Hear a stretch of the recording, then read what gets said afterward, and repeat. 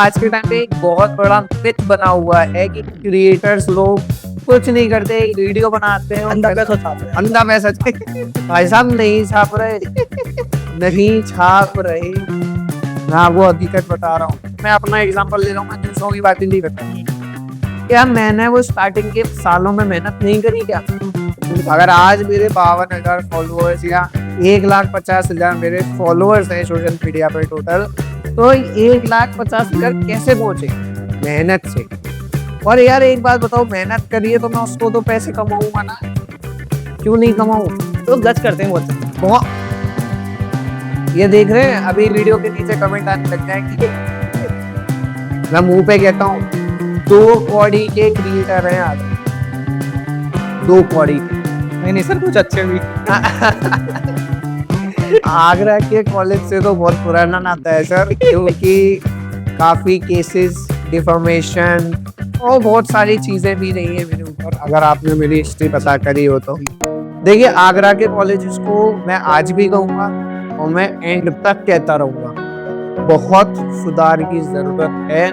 मैंने अपने चैनल पे ये पॉइंट्स रख रखे हैं काफी बार कि इन पॉइंट्सों को चेंज होना चाहिए।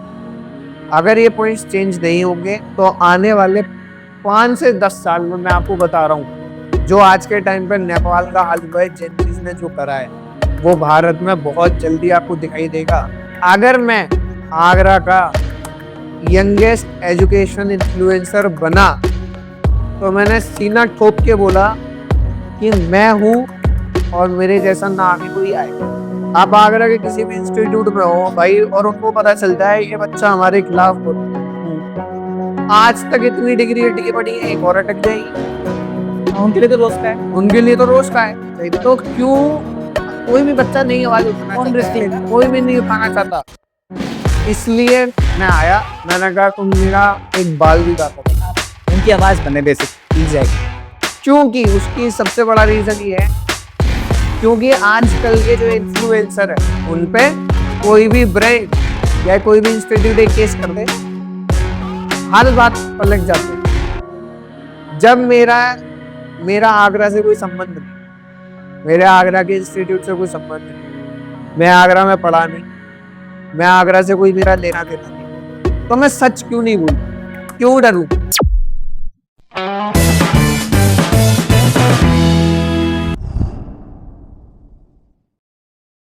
नमस्कार दोस्तों, मैं हूं आपका होस्ट और दोस्त शुभ पचौरी। आप सबका स्वागत करता हूं Shubh talks Agra unfiltered success stories में। दोस्तों, आज के जो मेरे गेस्ट हैं, ये हमारे शहर आगरा के यूथ के बीच एक बहुत ही जाने माने नाम है। और इतना ही नहीं, ये आगरा के सबसे पहले और शायद सबसे आखिरी एजुकेशनल इन्फ्लुएंसर्स में से भी एक है। जी हाँ, मैं बात कर रहा हूँ हमारे और आप सबके फेवरेट ह्यूमैनिटीज वाले भैया की। तो चलिए, आप और हम मिलकर इनका स्वागत करते हैं। यश उपाध्याय जी, कैसे हैं आप? एकदम फर्स्ट क्लास भैया। और क्या चल रहा है लाइफ? बस ऊंच नीच तो चलती रहती है, कुछ हेटर्स ने अकाउंट जुड़वा दिया है जी, उसके तो बारे में बात उसकी करें। रिकवरी चल रही है। जी, बाकी तो लाइफ में अप्स एंड डाउन्स आते ही रहते हैं। बाकी सब बढ़िया। सब फर्स्ट क्लास। बस स्माइल बरकरार रहनी चाहिए। बिल्कुल वो जैसे थी आज से 2 साल पहले, वो आज भी है। लोगों का इतना प्यार मिला है भाई, क्या कर सकते हैं। जी, ओके यश भाई, मैं पहले सवाल से स्टार्ट करता हूँ, जो आपसे किसी ने अभी तक पूछा नहीं है और मैं बड़ा इंटरेस्टेड हूँ पूछने में। जी जो इंडियन एजुकेशन सिस्टम का रिजर्वेशन है, उस पर आपके क्या विचार है? थोड़ा बताइए। देखिए, इंडियन रिजर्वेशन के हर चीज के 2 पहलू होते हैं। जी, एक एडवांटेज, डिसएडवांटेज दोनों ही होते हैं। सबसे पहले हम एडवांटेज की बात कर लेते हैं। आज से अगर कई साल पुरानी बात करी जाए तो आप एक चीज समझिए कि पहले और आज के समय में इतना डिफरेंस है। पहले के लोग, इंसान पढ़ाना नहीं चाहता था, और अगर कोई ऐसा बैकवर्ड क्लास में इंसान पढ़ के कुछ करना चाहता था तो उसको जो अपर क्लास वाले लोगों को पढ़ने नहीं देते थे, एंट्री लेने नहीं देते थे। जी, इस वजह से ये जो रिजर्वेशन की चीज है ये बनाई गई। पर ये बना, अगर आपको भी पता होगी, जनता को पता होगी, ये बनाई कुछ चंद सालों के लिए गई थी जी, ताकि जो बैकवर्ड क्लासेस है वो अपना उठ के अपना हुनर, अपनी चीजें सामने ला सके और वो चीजें कर सके। बट एज यू नो कि इंडिया में पॉलिटिक्स कितनी चलती है, जिसकी वजह से आज भी रिजर्वेशन है। अब मैं बात करूंगा इसके कुछ डिसएडवांटेज के बारे में। हर जगह रिजर्वेशन है जी, हर जगह रिजर्वेशन है। जो इंसान, आप जनरल वालों की अगर मैं बात करूं, इंसान इतनी मेहनत करता है, 90% स्कोर कर रहा है, पहली चीज तो कुछ चीजों में रिजर्वेशन हटाना चाहिए, जैसे डॉक्टर, एडमिनिस्ट्रेशन या इंजीनियरिंग में। और जबकि रिजर्वेशन इनमें चल रहा है, आप एक बात बताओ, अगर आपको फुल नॉलेज नहीं है, आपने 90% दिया, मैंने 60% पे डॉक्टर बन गया, मेरे पास पेशेंट आएगा, मेरे को इतनी नॉलेज ही नहीं है, तो आप उसको इस जगह पे रिजर्वेशन क्यों दे रहे हो? ठीक बात किसी की जान से साथ खिलवाड़ हो गई है। ये रिजर्वेशन नहीं होना चाहिए। एडमिनिस्ट्रेशन का रिजर्वेशन नहीं होना चाहिए, क्योंकि चाहे आप कितना भी कुछ भी कर लो, बट एक इंसान की सोच वही की वही रहती है जी, चाहे वो कितना भी बदल जाए, चाहे वो कितना भी ऊपर आ जाए। और तीसरी चीज इंजीनियरिंग, अगर आप अच्छा इंफ्रास्ट्रक्चर डेवलप नहीं करोगे, आपको नॉलेज अच्छी नहीं होगी, क्या वीक पॉइंट्स है क्या स्ट्रॉन्ग पॉइंट्स है, तो वो इंफ्रास्ट्रक्चर खराब ही होगा। तो रिजर्वेशन पे मेरा ये मानना है, अगर कुछ चीजें अच्छी हैं, बट आज के टाइम पे उससे 5 गुना ज्यादा खराब भी है जी। आपका आगरा के कॉलेज पर क्या मानना है, क्या बदलाव आने चाहिए उसमें? आगरा के कॉलेज से तो बहुत पुराना नाता है सर, क्योंकि काफी केसेस, डिफॉर्मेशन और बहुत सारी चीजें भी रही है मेरे ऊपर, अगर आपने मेरी हिस्ट्री पता जी करी हो तो। जी देखिए, आगरा के कॉलेजेस को मैं आज भी कहूंगा और मैं एंड तक कहता रहूंगा, बहुत सुधार की जरूरत है। और अभी मैं शांत बैठा हूँ क्योंकि ह्यूमैनिटीज वाले भैया को टाइम नहीं मिल रहा है जी। जिस दिन ह्यूमैनिटीज वाले भैया वापस आए ना, उस दिन फिर से रेल बनाना स्टार्ट कर देंगे आगरा के कॉलेजेस में। आप मानते हैं कि आपके इन एफर्ट से बदलाव आएगा? 100%। आप मैं एक कॉलेज का नाम नहीं लूंगा जी, मेरी कंट्रोवर्सी चली बहुत लंबी। ओके। कंट्रोवर्सी चली उससे 2 साल पहले तक, उनके कॉलेज के बच्चे मेरे को कहते हैं कि हमें प्लेसमेंट नहीं मिल रही है। जिस साल मैंने कंट्रोवर्सी करी है, उसके बाद जो सेशन आउट हुआ है, सबको प्लेसमेंट मिली है। ओके, सबको प्लेसमेंट मिली है। जॉब फेयर कराया गया है, अगर आगरा वाले देख रहे हैं तो उनको मालूम है आज के टाइम पे जॉब फेयर किस कॉलेज में हुआ था, समझ गया। किस यूनिवर्सिटी में हुआ था, सब जानते हैं। ओके। आपको लगता है कि हमारे इंडियन एजुकेशन सिस्टम में कुछ सब्जेक्ट्स ऐसे हैं जिनकी जरूरत नहीं है अभी भी, लेकिन वो अभी भी चले आ रहे हैं और चलते ही जा रहे हैं? आपको लगता है कि उनको देखिए, चेंज कुछ होगा? सब्जेक्ट्स हैं हम्म, जो चेंज होने की बहुत जरूरत है जी।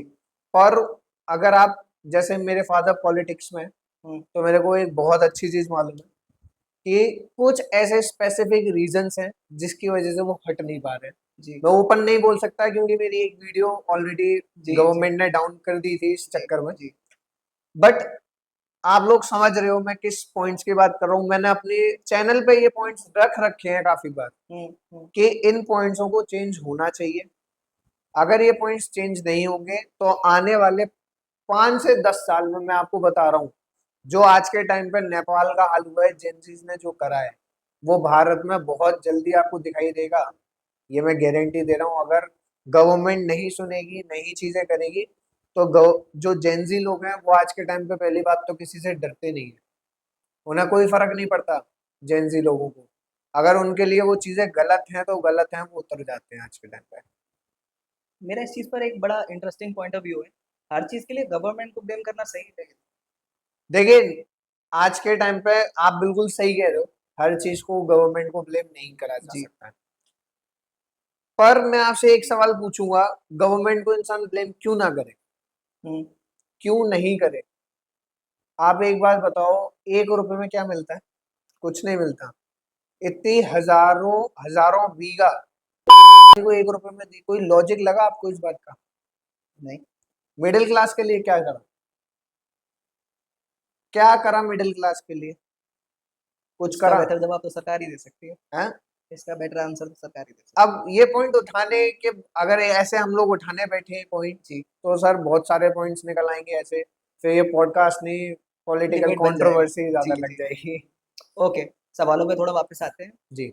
बहुत सारे पेरेंट्स ऐसे हैं जो अपने बच्चों में कंपैरिजन करते हैं मार्क्स के बेसिस पे कि यार उसके इतने मार्क्स आए, तेरे मेरे इतने मार्क्स मेरे आए। घर वालों ने भी करे। तो इस पर क्या कहना चाहेंगे आप? पेरेंट्स को कोई राय देना चाहेंगे? मैं पेरेंट्स को ये बोलना चाहूंगा जी कि आपको अगर एक शॉप में भेजा जाए, आप मॉल में जाएं और जी आपसे मॉल में शॉप वाला ये कहे कि हमारे पास एक ही साइज है, एल, और एक ही कलर है ब्लैक, हम्म, तो आप उसको क्या जवाब दोगे? आपको ब्लू चाहिए, वो कह रहा है कि हमारे पास नहीं है, हमारे पास एक ही है एल में ब्लैक कलर। ठीक है। आप लेना पसंद करेंगे, आप बहसबाजी करेंगे, क्यों नहीं है, इतने बड़े शॉप में क्यों नहीं है? हम्म, तो आप एक बात समझो, मैं हूं, आप हो, अलग अलग है। पुरानी कहावत भी ये चलती हुई आ रही है, पांचों उंगलियां एक जैसी नहीं होती।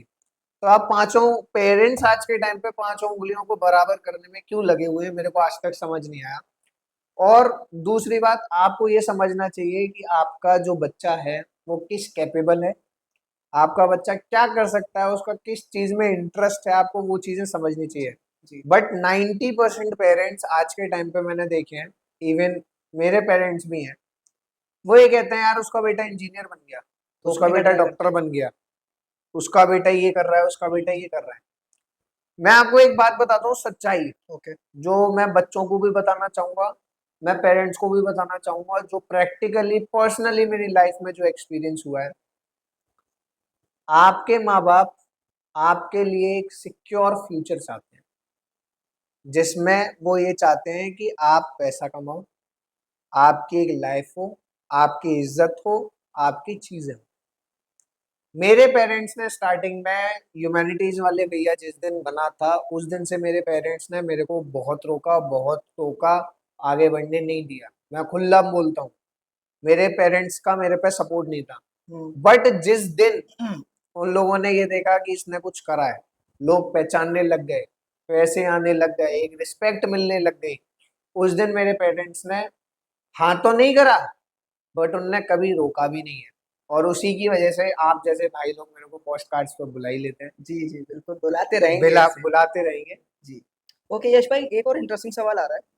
क्या मिडिल क्लास स्टूडेंट्स के लिए आज भी ड्रीम करना या ड्रीम होना एक प्रिविलेज है? क्या लगता है? देखिए, ड्रीम की अगर मैं बात करूं जी। तो इसके सर दो पहलू ले सकते हो आप। हम्म, एक तो आज के टाइम पे क्या है, एक बहुत गंदी आदत है जेंजीज में, हम्म, वो ये चाहते हैं कि मैं ऐसा काम करूं बैठे बैठे मेरे पास पैसे हैं। जी। ये ड्रीम करना गलत है, बिना मेहनत के। बिना मेहनत के। अगर आप लोग ये सोचते हो, आज के टाइम पे एक बहुत बड़ा मिथ बना हुआ है कि क्रिएटर्स लोग कुछ नहीं करते, एक वीडियो बनाते हैं और अंधा पैसा, पैसा छाप रहे हैं, अंधा पैसा छाप। भाई साहब नहीं छाप रहे, नहीं छाप रहे, मैं आपको हकीकत बता रहा हूँ। नो डाउट पैसा छाप रहे हैं, बट उसका तरीका है आप अपनी स्किल्स को मोनेटाइज कैसे कर रहे हो। अब मैं आप हूँ, मैं अपनी जगह, मैं अपना एग्जांपल ले रहा हूँ, मैं दूसरों की बात ही नहीं करता। क्या मैंने वो स्टार्टिंग के महीने सालों में मेहनत नहीं करी क्या? बिल्कुल अगर आज मेरे 52,000 फॉलोअर्स या 1,50,000 मेरे फॉलोअर्स हैं सोशल मीडिया पे टोटल, तो 1,50,000 कैसे पहुंचे? मेहनत। मेहनत से। आप इवन जो जॉब कर रहे हैं ना, उससे दुगनी मेहनत मेरी लगी है। बिल्कुल। और यार एक बात बताओ, मेहनत करिए तो मैं उसको तो पैसे कमाऊंगा ना, क्यों नहीं कमाऊं? लोग जज करते हैं बहुत से। बहुत, ये देख रहे हैं अभी वीडियो के नीचे कमेंट आने लग जाएंगे। तो ये बात है। अच्छा, इनसे कैसे डील करते हो, हेटर्स वगैरह से? देखिए, बाय लकीली, हम्म, टचवुड, हम्म, मेरे इतने हेटर्स नहीं थे। हम्म, हेटर्स बनना कहाँ से स्टार्ट हुआ, मैं भी वो आपको बता देता हूँ कहानी। बताइए। आगरा में एक लौता मैं इन्फ्लुएंसर था जो एजुकेशनल इन्फ्लुएंसिंग करता था। ओके। देखो, मेरे आने से पहले तक आगरा की इन्फ्लुएंसिंग स्थिति जैसी थी, मेरे को कोई मतलब नहीं था। अगर मैं आगरा का यंगेस्ट एजुकेशन इन्फ्लुएंसर बना, तो मैंने सीना ठोक के बोला कि मैं हूं और मेरे जैसा ना आगे कोई आएगा। ठीक बात। क्योंकि उसकी सबसे बड़ा रीजन ये है, क्योंकि आजकल के जो इन्फ्लुएंसर है उन पे कोई भी ब्रांड या कोई भी इंस्टीट्यूट एक केस कर दे, हर बात पलट जाते हैं। जब मेरा मेरा आगरा से कोई संबंध नहीं, मेरे आगरा के इंस्टीट्यूट से कोई संबंध नहीं, मैं आगरा में पढ़ा नहीं, मैं आगरा से कोई मेरा लेना देना नहीं, तो मैं सच क्यों नहीं बोलूं? ठीक बात, क्यों डरना? क्यों डरूं? और मैं आपको एक बात बताता हूँ, मैं कभी भी पैसे के लिए इन्फ्लुएंसिंग लाइन में नहीं आया। जो लोग अगर ये सोचते हैं कि मैं इन्फ्लुएंसिंग लाइन में पैसे के लिए नहीं आया, मैं 1% पैसे के लिए नहीं आया भाई। मेरा पिताजी पॉलिटिक्स में है। अब लोग समझ जाएं कि पॉलिटिक्स में है तो मेरे को कोई जरूरत नहीं है, सही बात। But for the sake of peoples जो मेरी एज के हैं, for the sake of youth. For the sake of youth जी। जो मेरी एज के हैं, मैंने देखा यार क्या क्या समस्या लोगों को फेस करनी पड़ रही है। जी। इटावा फिरोजाबाद से इंसान आ रहा है आगरा कॉलेज में, मैंने देखी है अपनी आंखों से चीजें कि वो आ रहा है इटावा फिरोजाबाद से 50-50 100-100 रुपए खर्च करके आ रहा है, और कॉलेज में उनको क्या जवाब मिल रहा है, परसों आना। इसके लिए वो गया, इतना टाइम वेस्ट करके, इतना पैसा वेस्ट करके वो इसलिए गया। इस चीज को चेंज करना था। जी। इस चीज की चेंजेस चाहिए थे मेरे को। मैंने तो कभी भी ये भी नहीं बोला बच्चों से कि आप मेरे को सपोर्ट करो। मैंने 1% नहीं बोला आप मेरी पुराने से पुरानी वीडियो उठा के देख लो। मैंने कभी नहीं बोला आप मेरे को सपोर्ट करो। इवन सब्सक्राइब करने को भी नहीं बोलते हैं। कभी नहीं बोलता मैं। नहीं बोलते हैं। मैं कभी नहीं बोलता कि भाई चैनल को सब्सक्राइब करो, फॉलो करो, कभी नहीं बोलूंगा मैं, और आगे भी कभी नहीं बोलूंगा। क्योंकि अगर इंसान को दिख रहा है कि ये बंदा कर रहा है तो वो जरूर करेगा, वो साथ खड़ा रहेगा। जी। ठीक। और उसके बाद मैं आपको बता रहा हूँ, आपको ऐसी बात लग रही हो, आप 2022 के बाद का डेटा देखना। 2022 में स्टार्ट करी मैंने चीजें, 2024 का डेटा देख लेना, आगरा कॉलेज की प्रॉपर वेबसाइट पे सारा है। ओके। एक एक नोटिफिकेशन थोड़ी सी अभी भी गड़बड़ी है जिसमें मैं अभी मेरा मूड नहीं है इसलिए मैं नहीं करना चाहता। पर 2024 के बाद का डेटा आपको मेरिट लिस्ट मिलेगी, सारी चीजें मिलेगी। इससे पहले नहीं होता था। किसी भी बच्चे से पूछ लो पुराने जो क्या कर पाया कोई, क्योंकि भाई कोई इसलिए नहीं करता, उसका रीजन ये है, आप आगरा यूनिवर्सिटी में ही हो, आगरा की किसी भी कॉलेज में हो, यूनिवर्सिटी कौन सी है, आगरा की। आप आगरा के किसी भी इंस्टीट्यूट में हो भाई, और उनको पता चल जाए ये बच्चा हमारे खिलाफ बोल रहा है, आज तक इतनी डिग्री अटकी पड़ी है, एक और अटक जाएगी। उनके लिए तो रोज का है। उनके लिए तो रोज का है। सही बात। तो क्यों कोई भी बच्चा नहीं आवाज उठाना कौन चाहता रिस्क यार, लेगा? कोई भी नहीं उठाना चाहता। इसलिए मैं आया, मैंने कहा तुम मेरा एक बाल भी बात कर आप उनकी आवाज बने बेसिकली। एग्जैक्टली। Okay, interesting. अच्छा यश भाई, एक मुझे सवाल पूछना है। जब इतना फेम और इतना प्यार आपको मिल रहा होता है, इतना सपोर्ट मिल रहा होता है, तो कहीं ना कहीं इंसान के अंदर एक एटीट्यूड, एक एरोगेंस आ जाता है। पर आपको मैं देखता हूँ एक तरफ इतना डाउन टू अर्थ, इतना हम्बल, कैसे यार, कैसे नहीं आया आपके देखो अंदर? आप, मैं एक बात बताता हूँ आपको, हाँ। एटीट्यूड हम्म। और एरोगेंस की आप बात कर रहे हो, वो उनमें होता है जिनने चीजें नहीं देखी होती। जी। मैंने वो भी चीजें देखी है जहाँ पे लोग मेरे से बात तक नहीं करते थे। अच्छा। स्कूल टाइम की अगर मैं बात करूँ, ठीक है। तो मैं कहीं ज्यादा दूर से नहीं पढ़ा हुआ, जॉन मिल्टन से पास आउट हूँ मैं। हम्म। कुछ ऐसे भी लोग थे जो मेरे से बात नहीं करना चाहते थे, हम्म। मेरा चेहरा नहीं देखना चाहते। मैंने उनका कुछ नहीं लिया, कुछ नहीं लिया, 1%। सिर्फ इस वजह से क्योंकि मेरे को स्कूल में कोई कुछ नहीं बोलता था। हम्म। मेरे पापा के फ्रेंड का स्कूल था वो, ओके। और स्कूल में कोई कुछ नहीं बोलता था और मैं लोगों की आवाज बनता था। हम्म। 11th-12th की बात है, ह्यूमैनिटीज स्ट्रीम थी। तो आपको मैं एक बहुत सिली बात बताने जाऊंगा। जी। हमारे स्कूल में सब लोग आर्ट्स आर्ट्स करते थे, ह्यूमैनिटीज बोलने वाला मैं पहला इंसान था जिसमें मैंने स्कूल में, हमारे स्कूल में ह्यूमैनिटीज बोलना स्टार्ट कराई थी। इवन बहुत लोगों को तो ये नहीं पता कि ह्यूमैनिटीज बोला जाता है। बोला जाता है, एग्जैक्टली। जी। तो ह्यूमैनिटीज मैंने बोलना स्टार्ट करा। आप लेजिट, मैं उस टीचर का नाम नहीं लूंगा, मैंने लेजिट टीचर को सस्पेंड कराया था क्योंकि वो पढ़ाई नहीं कराती थी हमारे क्लास में आके। अच्छा। लेजिट मैंने ये बोला था, कोई कोई भी चीज होगी मैं जिम्मेदारी लूंगा क्लास की, मैं लूंगा जिम्मेदारी, कोई आगे मत आओ, मैं लूंगा जिम्मेदारी। तो जब एक चीज होती है ना कि जिम्मेदारी लेने वाला इंसान है, तो प्यार अपने आप लोग दे देते हैं भाई, वो प्यार। और मैंने चीजें देखी है। सेम चीज में आपका जो क्वेश्चन था मैं उसका जवाब दे देता हूँ। जब एक टाइम ऐसा भी था जहाँ पे लोग मेरे से बात नहीं करना चाहते थे, मैंने उनको कभी कुछ नहीं बोला। मैं बहुत वैसे जैसे पहले था वैसा ही आज भी हूँ। फर्क इतना है सर कि जब मेरे पास एक पर्टिकुलर फेम सारी चीजें आई, तो मैं बहुत माफी चाहता हूँ इन चीजों के लिए। जो ये अगर पॉडकास्ट देखेंगे, मेरे दोस्त भी देखेंगे, जी।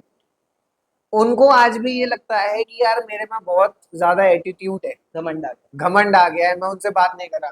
Okay. बट गाइस, सच में आपको एक बात बताऊं, एक इन्फ्लुएंसर जब एक इस पॉइंट पर पहुंचता है ना, पर डे के 100-150 एसएमएस मैसेज आपके इनबॉक्स में पड़े रहते हैं। सबको रिप्लाई करना पॉसिबल?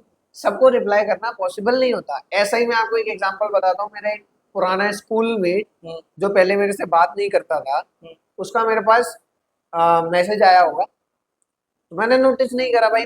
मैं आपको झूठ नहीं बोलूंगा, मेरी टीम मैनेज करती थी, मेरा मैनेजर था, वो सारी चीजें मैनेज करता था। तो समवेयर शायद मेरे मैनेजर, उसने कुछ ऐसा भेजा होगा, XYZ में बोलूंगा नहीं, तो उस मेरे मैनेजर ने ये बोला कि अगर इतनी अच्छी फ्रेंडशिप है आपकी, तो आप उनके पर्सनल नंबर पे बात कर लो। और क्या, सच बात। आप उनके पर्सनल नंबर पे बात कर अरे लो। वाह। तो उन्होंने कहा कि आप मेरे को दे दो। मेरा मैनेजर क्यों दे दे किसी को पर्सनल सही नंबर? बात है, पता नहीं कौन। कौन हो? वहां से चीजें ये स्टार्ट हो गई कि भाई उनके पास तो मैनेजर है, घमंडी हो गया है। उनके पास तो ये है, और आज के टाइम पे वो इंसान हमसे बात नहीं करना चाहता। ये गलत धारणा है, मतलब लोग पर्सनल स्पेस की रिस्पेक्ट नहीं करते आजकल। यार मैं आपको एक बात बताता हूँ, मैं अपनी एक फ्रेंड के साथ था, हम्म, फीमेल फ्रेंड थी मेरी। ठीक है। मैं उसके साथ थोड़ा सा घूमने गया हुआ था, ओके। संजय पैलेस साइड में, आगरा कॉलेज के पास वाला जो एरिया है। मैं लोगों से बोलता हूँ कि प्लीज, अगर मैं किसी के फीमेल के साथ हूँ, तो आप थोड़ा सा लुक्स कम दें या कम मेरे को थोड़ा सा अवॉइड करें, क्योंकि आई डोंट लाइक दैट, क्योंकि वो भी इंसान अनकंफर्टेबल होता है। सही बात। तो एक सिनेरियो था कि मैं आगरा कॉलेज से पास आउट कर रहा था, और पास आउट करके करके उस मेरी गाड़ी पहचान ली, मेरी गाड़ी पहचान ली। तो वो जब मैं मैकडी पे रुका, वहां पे कॉस्मोस के पास, तो वो बंदा मेरे गेट के आगे खड़ा हो गया, भैया मेरे को एक फोटो चाहिए। देखिए, मैं बहुत रिस्पेक्ट करता हूँ, उन लोगों का इतना प्यार है इसलिए मैं इधर हूँ। मैंने प्रॉपर दी फोटो, सब चीज दी।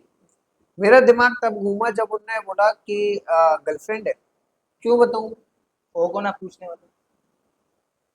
क्यों बताऊं? मेरी बहन हो सकती है, बिल्कुल। मेरी कजन सिस्टर हो सकती है, मेरी फ्रेंड हो सकती है, मेरी बेस्ट फ्रेंड हो सकती है, कोई भी हो सकती है। कुछ लोग ट्रिगर करने के लिए भी पूछते एग्जैक्टली उसने करा शायद ट्रिगर करने हैं, के उनको लिए। लगता है कि इससे ना उन्हें 5 मिनट का फेम मिल जाएगा, थोड़ा सा अटेंशन मिल जाएगा। मैं देखो, एक चीज और मैं बताता हूँ, जी। अटेंशन वाली बात, जी। एक बहुत अच्छा पॉजिटिव सिनेरियो भी है, नेगेटिव भी है।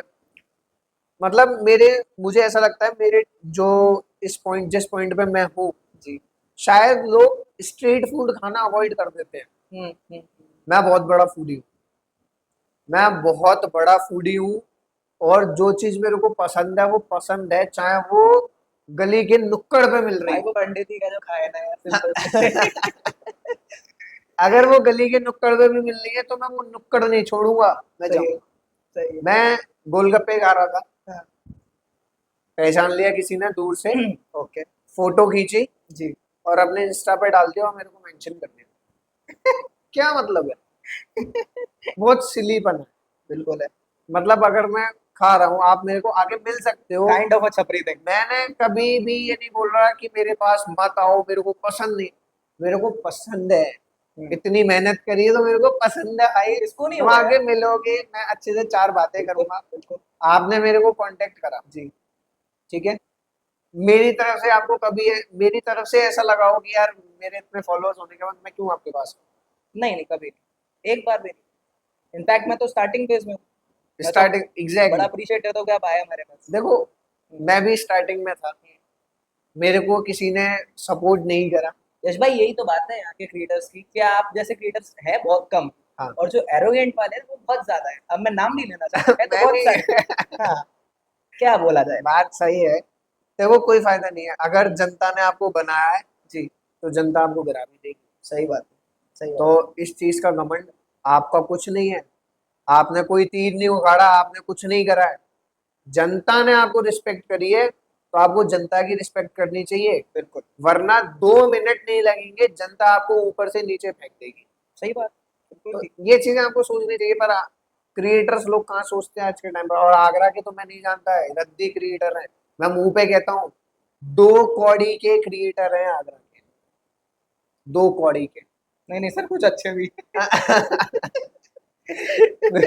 ओके, हाँ नेक्स्ट क्वेश्चन पे आते हैं। ह्यूमैनिटीज वाले भैया की जर्नी की शुरुआत कहाँ से हुई? ये नहीं पूछा अभी तक मैंने, हाँ, ये बताइए। ये मुझसे हर कोई पूछता जी है जी कि जी ये बताइए। नाम कहाँ से आया, हाँ, ये कहानी कहाँ से बताओ। जर्नी स्टार्ट है। देखो 9th में था मैं, हम्म, तो मेरी थोड़ी सी इंग्लिश पे पकड़ थी स्टार्टिंग से। ओके तो मैंने तो अब तो खैर वीडियो हटा दी है अपने चैनल से, ओके। बट मैं इंग्लिश पढ़ाता था।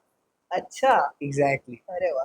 ह्यूमैनिटीज वाले भैया से पहले एक नाम था, वो मैं नहीं लेना चाहता हूँ। ले दो यार, थोड़ा तो ले दो, अनफिल्टर्ड है जितना देखो बड़े। ह्यूमैनिटीज वाले भैया से पहले जो नाम था मेरा, वो टीच बाय यश करके था। हाय हाय।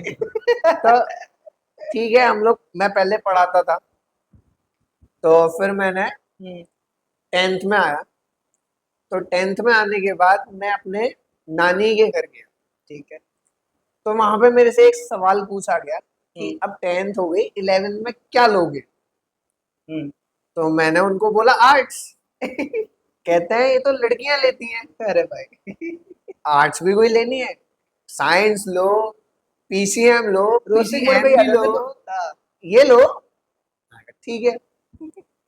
एक साल बाद जब मैंने ह्यूमैनिटीज ले ली, फिर मैं पहुंचा एक साल बाद ठीक है। फंक्शन में। हम्म, मुझसे पूछा, वो भूल चुके थे कि मैंने क्या जवाब दिया क्या नहीं दिया। मुझसे पूछा क्या कौन सी क्लास में, मैंने कहा 11th में। कहते हैं क्या स्ट्रीम है? मैं कहा ह्यूमैनिटीज। कहते हैं वाह, कुछ अच्छा। उनने आपस में बात भी करी। अब उनका लड़का छोटा वाला मेरे पास आया, भैया ये कौन सी स्ट्रीम है इतनी बढ़िया सी? मैंने कहा 1 साल पहले तुमने वही सेम स्ट्रीम के लिए मेरे को क्रिटिसाइज करा, और वही सेम स्ट्रीम मैंने बोली, बस बोलने का तरीका अलग हो गया। मैंने बोला ह्यूमैनिटीज, तो उनको लगा क्या अच्छी ही डिग्री होगी। वहां से मेरे दिमाग में एक माइंड छप गया कि ह्यूमैनिटीज को रिस्पेक्ट मिलती है, उतनी आर्ट्स को रिस्पेक्ट आज भी नहीं मिलती। जी। मैं था स्कूल में, मैंने स्टार्ट करी भाई ह्यूमैनिटीज ह्यूमैनिटीज ह्यूमैनिटीज। अब ह्यूमैनिटीज नाम तो आ गया। अब मैंने कहा यार, अच्छा स्कूल में हमारी मेरी चलती थी थोड़ी सी। ठीक है। तो अब उसके बाद क्या हुआ कि मैं आगरा कॉलेज में जा जाके परेशान था। मैं भी अपडेट्स वगैरह लेता था, क्योंकि मेरे को, मैं चैनल बना लिया, सारी चीजें कर ली। उस टाइम तक ह्यूमैनिटीज वाले भैया नाम नहीं था, हम्म, बट एक ये था कि अपडेट्स कर रहा हूँ, अपडेट कर रहा हूँ, अपडेट कर रहा हूँ, अपडेट कर रहा हूँ। तो किसी ने मेरे को वाले बोला ऐसे ही। हम्म, तो मैंने कहा यार कुछ तो हुआ।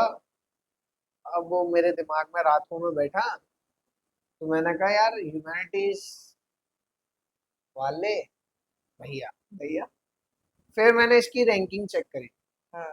मैं कहा और किसी का चैनल है? किसी का चैनल नहीं।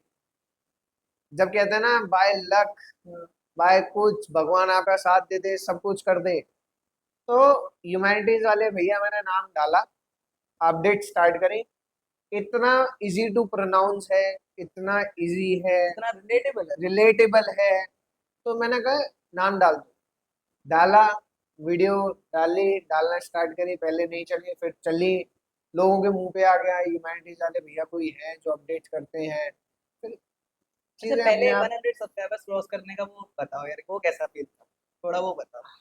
1000 सब्सक्राइबर्स का 100 का? 100। पहले सेंचुरी मारते हैं सर। 1000 रन तो बाद में देखो बनते 100 सब्सक्राइबर हैं। जी। होने में मेरे को 2 महीने लगे।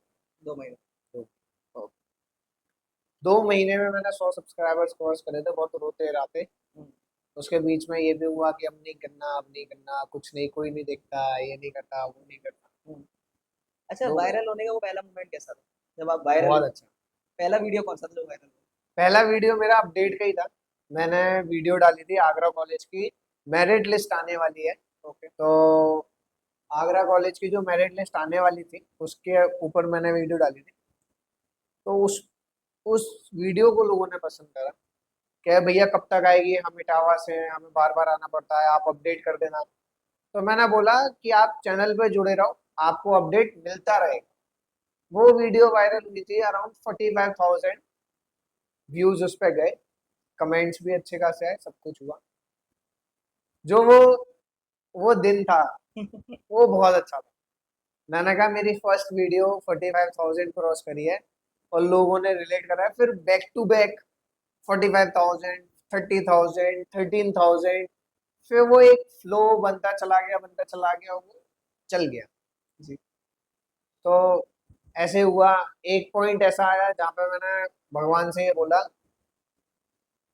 क्योंकि 1,000 सब्सक्राइबर होने में 1 साल लग गया मेरे को।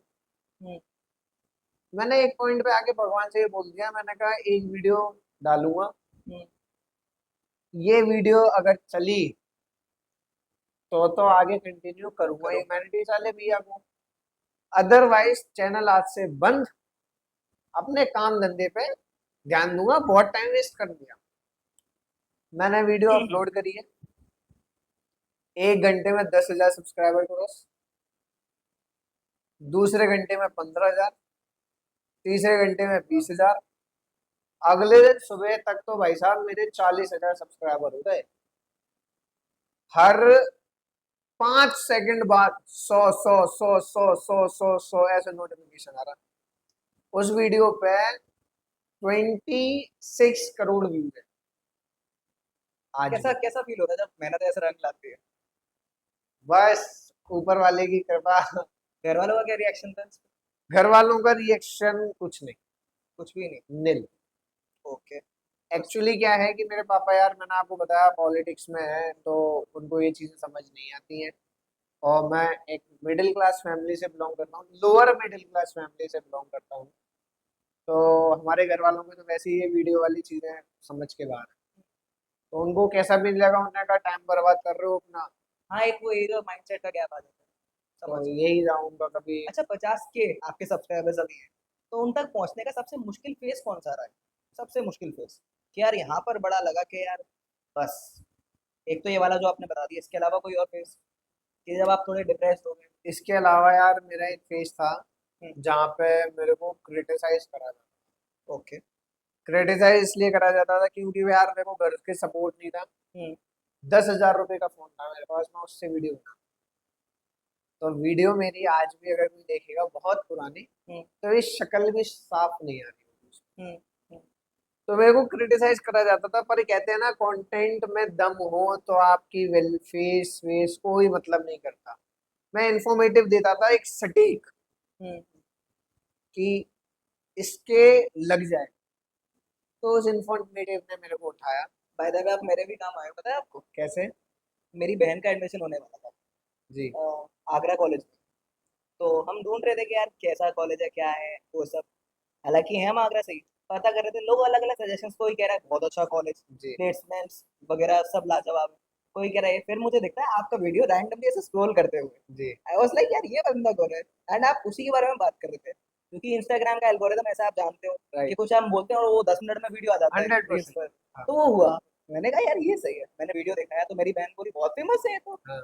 तो मैंने देखी आपके और वीडियोस, मैंने कहा यार ये इंसान कर रहा है कुछ ऐसा हाँ। काम जो बदलाव लाएगा। हाँ। And exact. वाकई में बदलाव आ रहा है कुछ चीजों में, देखो, बिल्कुल मालूम। हमारा तो कोशिश ये रहेगी, जी। मेरे को जैसे ही मेरे स्टार्टअप से, हम्म, मेरी कंपनी से थोड़ा सा मेरे को रिलीज, थोड़ा सा मेरे को, मैं चाहता हूँ कि मेरे को 2 घंटा दे दिया जाए, तो मैं वो 2 घंटे में ना ऐसा कंटेंट निकाल के लेके आऊंगा कि इंसान मजबूर हो जाएगा कि ये बंदा सही कह रहा है और इस बंदे की बात में दम है। पहले भी और आज भी मैं पैसों का कोई भूखा नहीं हूँ। मेरे को लेजिट, मैं आपको वो एक बात बता रहा हूँ, जिस टाइम पे मेरी कंट्रोवर्सी चल रही थी, मेरे को 1.5 लाख रुपीज ऑफर हुए थे ये बोलने के लिए कि आप हमारे कॉलेज का नाम मत लेना। ओके। क्योंकि सर, जिस कॉलेज से मेरी कंट्रोवर्सी है ना, उसके एडमिशन वापस हो गए थे मेरे एक बोलने पे। मैंने ये बोला था कि इस कॉलेज में एडमिशन लोगे तो जिंदगी बर्बाद कर रहे हो, अपने पेरेंट्स को समझा देना। आगरा के सबसे रद्दी कॉलेज बोला था मैंने। मैं बोलता हूँ, मेरे को नहीं लगता डर। आगरा के रद्दी कॉलेज हैं तो हैं, नाम नहीं ले सकता, वो बात अलग है, बट है। और मेरे को डर नहीं लगता, क्योंकि माँ बाप खून पसीने की कमाई से पैसा लेके आता है, और उस पैसे को ये इंस्टीट्यूट वालों ने धंधा बना रखा है। कौन सी पढ़ाई, आज मैं आपसे पूछ रहा हूं, आपने कॉलेज करा, कितना पैसा लगा?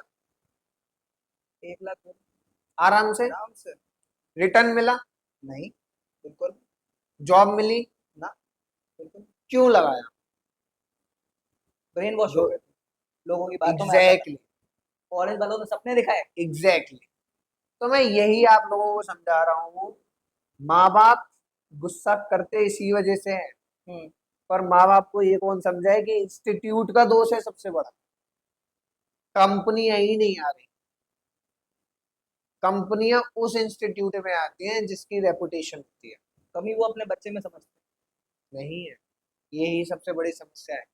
मैं कह रहा हूँ कि आप आगरा से निकल जाओ, जयपुर चले जाओ, दिल्ली चले जाओ, मैं एक से एक कंपनी बता सकता हूँ आपको, किस कॉलेज में कौन सी कंपनी आ रही है। आगरा में ये कंपनी नहीं बता सकता मैं किस कॉलेज में ये कंपनी आई है। एक कॉलेज है, वैसे तो बच्चे बहुत समझदार हैं, उस कॉलेज की एक सच्चाई मैं आपको बता देता हूँ जी। उस कॉलेज से आप अगर पास आउट करोगे तो कॉलेज वाले आपको ऑफर करेंगे कि हमारे रिसेप्शन पे बैठ हैं। अच्छा। जाओ। और बच्चे बैठे हैं, अच्छा, बैठे हैं। बैठे हैं, 12-12 हजार रुपए की नौकरी पे बैठे हैं। मजबूरी है ना। अबे जिस कॉलेज में तुम कर रहे हो उसके रिसेप्शन पे बैठ रहे हो, शर्म कर लो तुमने उस कॉलेज में लिया क्यों? तुम्हें समझ आनी चाहिए, पर लोग नहीं समझते यार। कुछ लोग तो टीचर बन के बैठ जाते हैं, बड़ा खुशी अरे में और बड़ा टीचर प्राउड वाले फील करते हैं। अरे हम तो अपने कॉलेज में टीचर बन गए। क्या कर लिया तुमने? कुछ उसको उखाड़ पता लिया? नहीं सबसे उसका ही कटा है। जिस दिन मैं आपको बता रहा हूँ, अगर मैंने एक कंप्लेन कर दी ना किसी कॉलेज के ऊपर, हम्म। एक एक की ऐसी तैसी हो जाएगी। क्योंकि आप प्रोफेसर, कॉलेज के टीचर को प्रोफेसर बोला जाता है जी, बिल्कुल। और प्रोफेसर ऐसे ही हायर नहीं कर सकते आप, क्वालिफिकेशन क्वालिफिकेशंस होती है उसकी, बहुत सारे हैं ही है ही नहीं।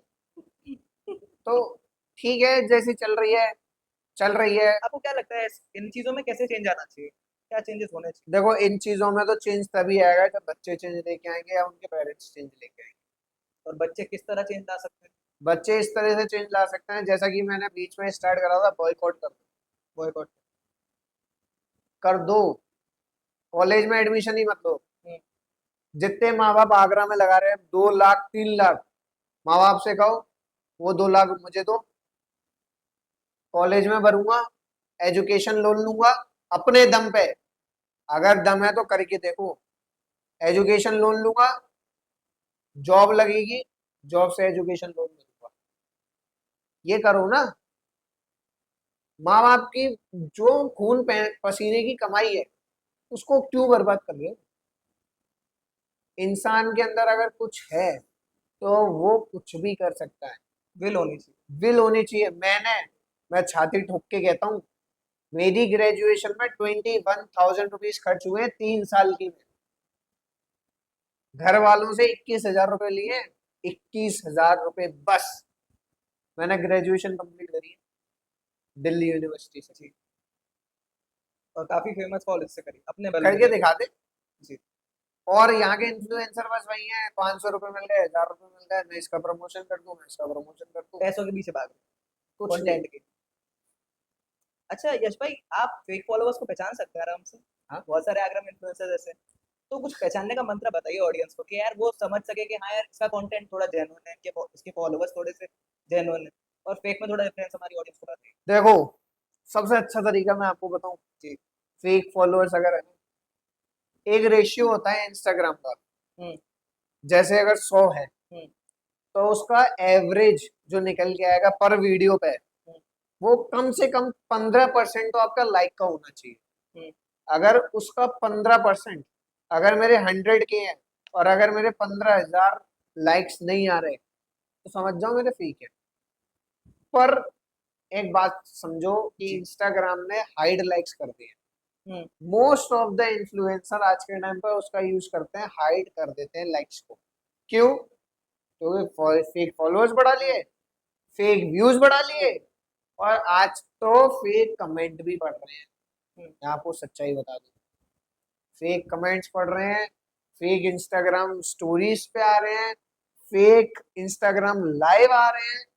सारी चीज आज के टाइम पे इंस्टाग्राम की तरफ से फेक हो गया है। अच्छा, आपके हिसाब से इंस्टाग्राम एल्गोरिदम को थोड़ा सा डिफाइन करिए, ठीक, वो कैसे वर्क करता है देखो एग्जैक्टली? इंस्टाग्राम की एल्गोरिथम आज तक तो वैसे कोई समझ नहीं पाया, ना आगे भी कोई समझ आपके पाएगा। एक्सपीरियंस के बेसिस पे बता दीजिए। मेरे एक्सपीरियंस के बेसिस पे ये है, हम्म, अगर आपकी वीडियो स्टार्टिंग के 3 सेकंड चल जाए हम्म, तो वो आगे प्रोफाइल्स को शो होना स्टार्ट हो जाएगी, रिकमेंडेशंस। रिकमेंडेशन।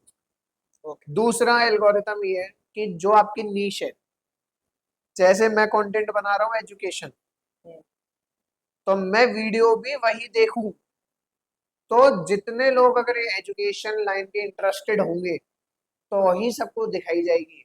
मैं एजुकेशन का कंटेंट बना रहा हूँ, मैं देख रहा हूँ एंटरटेनमेंट, तो वो ना तो एंटरटेनमेंट पे जाएगी ना एजुकेशन। इस पर एक डिबेट पे बात करना चाहूंगा। आजकल यूथ में बहुत ये डिबेट पॉपुलर है कि जो अभी आर्टिफिशियल इंटेलिजेंस आई है वो हमारी जॉब्स को ले जाएगी। इस पर आपके क्या विचार? नहीं ले जाएगी। क्यों ले जाएगी? हम्म, क्यों ले जाएगी? देखो, जो कुछ जॉब्स है वो तो जाएंगी। हम्म, जैसे आप बात करो, इतनी बड़ी रेपुटेटेड नॉन कंपनी गूगल ने हटा दिए अपने एम्प्लॉयज। हाँ। वर्कर्स, अपने एम्प्लॉयज, काफी कंपनियों ने हटा दिए। क्यों हटाए? क्योंकि ह्यूमन एरर ज्यादा है, हम्म, ह्यूमन टाइमिंग ज्यादा है। हम्म, इसलिए नहीं हटाए कि एआई उनका काम कर रहा है, हम्म। इसलिए हटाए क्योंकि एआई उससे बेटर काम करके और जल्दी काम करके दे रहा है। तो फिर तो उनका जो इनसिक्योर एआई होना यूज लाजमी कर है। रहा है, जो फिर तो उनका इनसिक्योर होना लाजमी है ना। नहीं, क्यों लाजमी है? क्यों? एआई से जॉब गई, हम्म, पर उनकी जॉब बड़ी जिनको एआई आता है। जी। पॉइंट है, पॉइंट। पॉइंट। जो काम कंपनी 10 दिन में करती है, अगर मेरे को एआई आता है तो मैं वो काम आपको 4 से 5 दिन में करके दे दूंगा। ठीक। मेरी जॉब क्यों जाएगी? और अगर आपकी चलो चली भी जाए, हम्म, मैं ये कह रहा हूँ आपकी जॉब चली जाए, हम्म। तो आपके पास एक इतना अच्छा सेक्टर है जिसमें आपकी जॉब कभी जिंदगी में नहीं जाएगी, आने वाले 20 साल में भी। वो मैं आपको बता के जा रहा हूँ, लॉजिस्टिक। लॉजिस्टिक में आने वाले 20 से 25 साल में ना तो कोई एआई जॉब ले सकता है, ना कोई भी अदर टेक्नोलॉजी आपकी जॉब ले सकती है। उसका रीजन है, ड्राइवर कोई ला नहीं सकता, जो पार्सल आपको उठा के गाड़ी में डालना है वो कोई और कर नहीं सकता, जो सप्लाई चेन आप अपनी आंखों से जो आप प्रोडक्ट देख रहे हो उसकी एंट्री कोई एआई नहीं कर सकता। पॉइंट। सप्लाई मैनेजमेंट कोई एआई आके नहीं करेगा, उसको डेटा देना पड़ेगा। वो डेटा कौन लिखेगा? हम जैसे और आप जैसे लोग। तो लॉजिस्टिक की कभी भी जॉब नहीं जाएगी। दूसरी जो जॉब है वो कभी किसी की नहीं जाएगी, वो भी मैं आपको बता देता हूँ। एक आप समझो लॉजिस्टिक, दूसरा आप ये समझो जो फास्ट फूड बनाने वाला आइटम है, फूड बिजनेस है, हम्म, उसकी जॉब कभी नहीं जाएगी। खाना टेस्ट का, आप और हम लोग हैं, स्ट्रीट फूड पे जाके खाते हैं, हम्म। क्या हम उसको एआई से कंपेयर कर सकते हैं? क्या एआई बना लेगा उस टक्कर का? नहीं। या एआई खाना बना लेगा? ना टेस्ट पहचान पाए। ना टेस्ट पहचान पाए। सही बात तो रेसिपी दे सकता है एआई, पर बनाना तो इंसान को है। है जी। ओके यश भाई। सोचने का तरीका है, देखो सबका सोचने का तरीका है। सब ये सोचते हैं हमारी जॉब जा रही है, नजरिए की बात नजरिए की बात है। आप ये सोचो कि हम इसको एडवांटेज कैसे ले सकते हैं, है। तो आपको एडवांटेज दिखेगा। आप अगर यही सोच के बैठ गए यार मेरी जॉब चली जाएगी, मैं ये कैसे करूंगा वो कैसे करूंगा, तो आपको कभी रास्ता नहीं दिखेगा। बेसिकली ये एक बहाना है एआई ना सीखने का। बस। ओके। अच्छा यश भाई, एक सवाल हो रहा था मुझे। जब आप इतने फेम आपको मिलता है, इतना प्यार मिलता है जनता से, और उसके बाद लोग आपको नीचा गिराने का थोड़ा सा ट्राई करते हैं ना, जैसे कि फॉर एग्जांपल आपके इंस्टाग्राम के साथ जो हुआ, तो वो फेस कैसा होता है? उससे आप डील कैसे करते हैं एज अ क्रिएटर? ये बहुत टफ क्वेश्चन है। जी।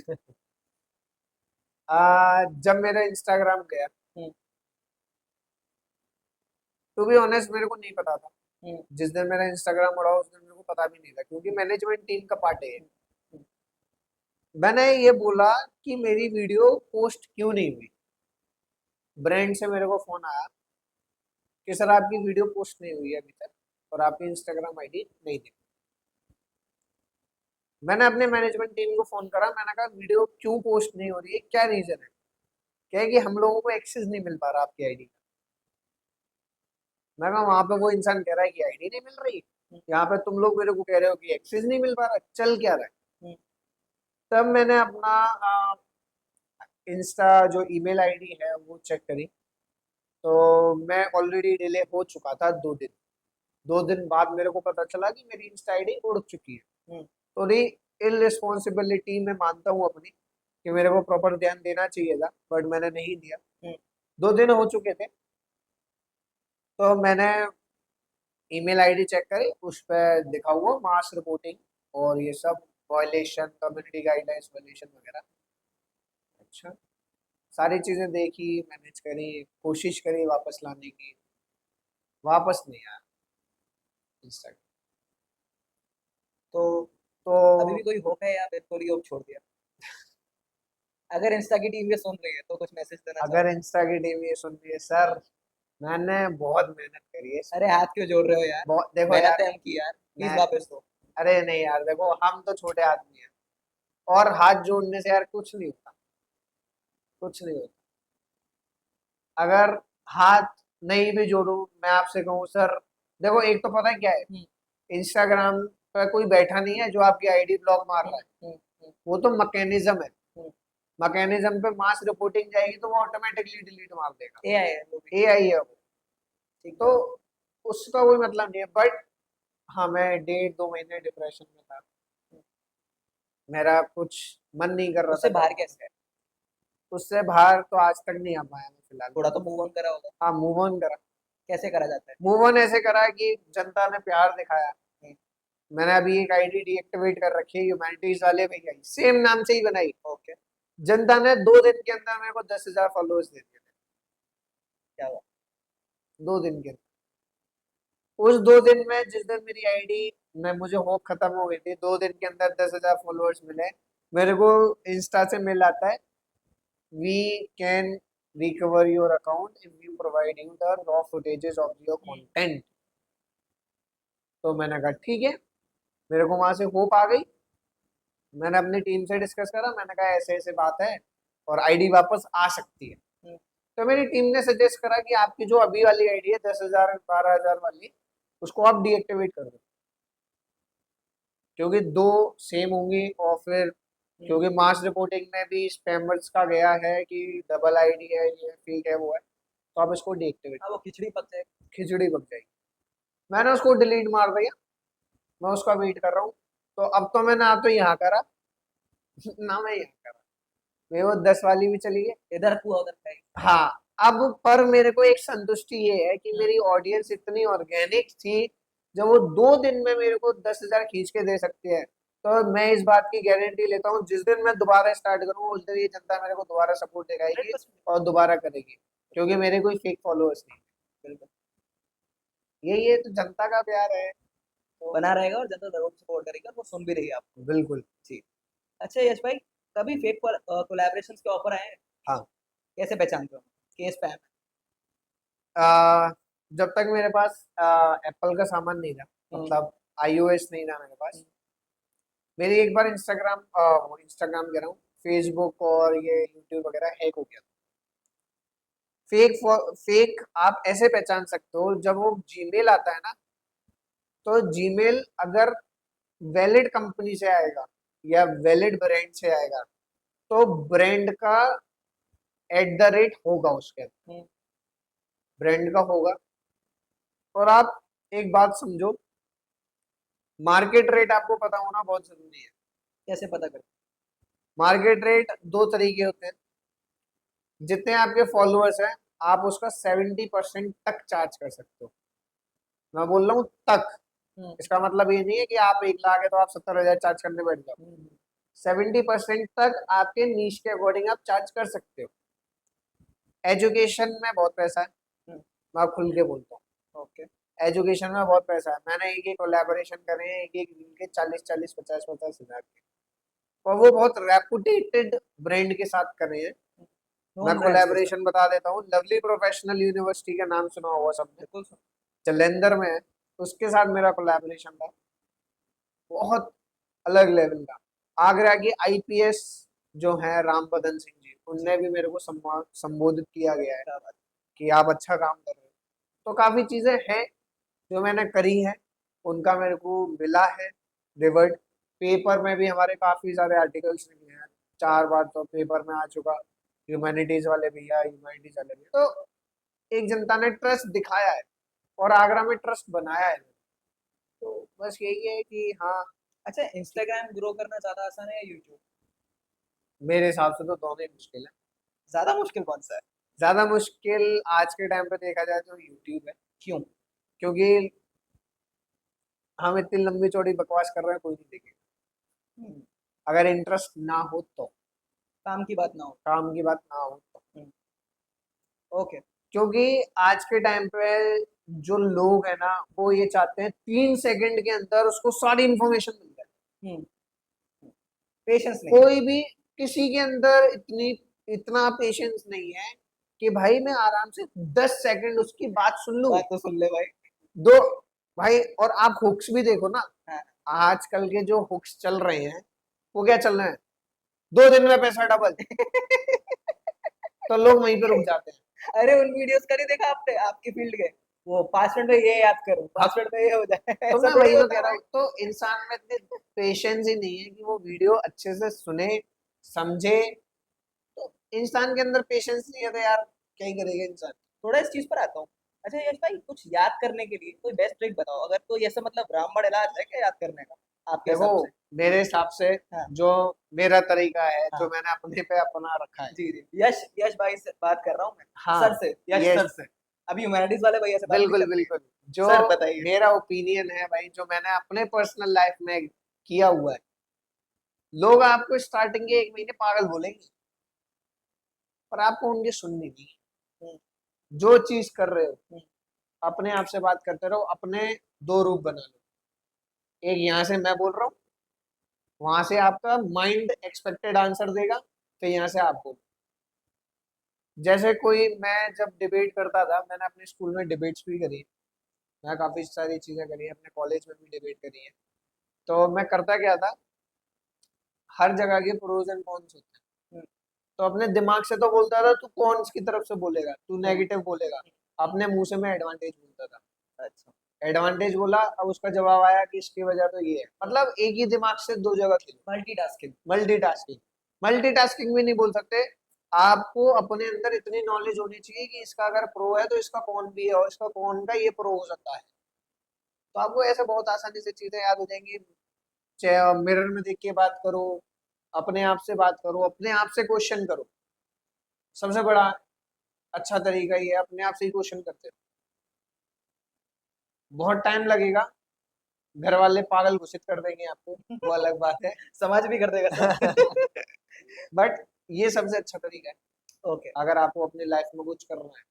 ह्यूमैनिटीज वाले भैया अपने आप को मोटिवेटेड कैसे रख पाते ह्यूमैनिटीज वाले भैया अपने आप को मोटिवेटेड कैसे रख पाते हैं? हैं? जी।